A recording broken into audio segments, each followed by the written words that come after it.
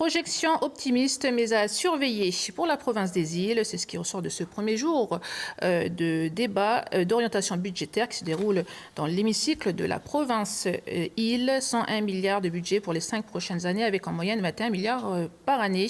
Le contexte économique morose, les prévisions de recettes de la Nouvelle-Calédonie en baisse constante imposent à la province de faire des économies dans certains secteurs dont certains ne font pas l'unanimité. Écoutez Jacques Lallier, président de la province des îles Loyauté, et puis Charles Ouachetine, chef de groupe Palikaïl. Ce qui est important pour moi d'abord aujourd'hui, c'est que les élus aient une lisibilité, qu'ils voient d'où on vient, où on va, et avec des possibilités de rectification ou de correction chaque année.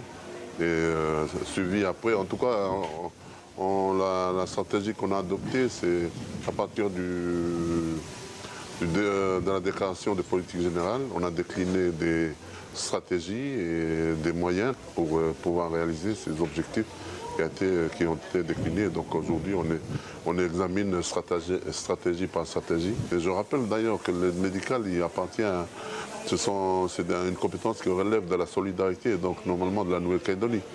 Et aujourd'hui, c'est toujours les provinces qui prennent en charge. Donc il faut que la Nouvelle-Calédonie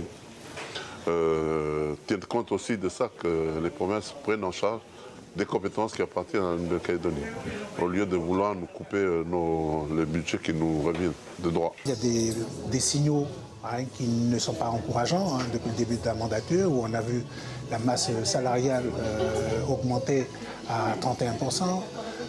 Nous avons également,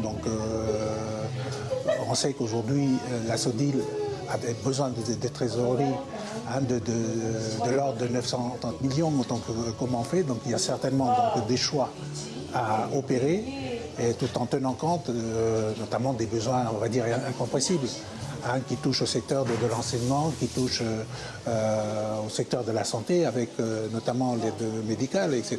Donc, de ce que j'ai pu entendre, notamment sur le deuxième sujet, c'est qu'on veut réduire le coût de l'aide médicale, mais je considère que l'aide médicale, d'abord, c'est la solidarité qui préside à ce type de dispositif. Donc certainement qu'il faut toucher, il faut toucher à la marge. Donc la réduction des dépenses, je le redis, doit se faire notamment au niveau de la masse salariale et au niveau des interventions.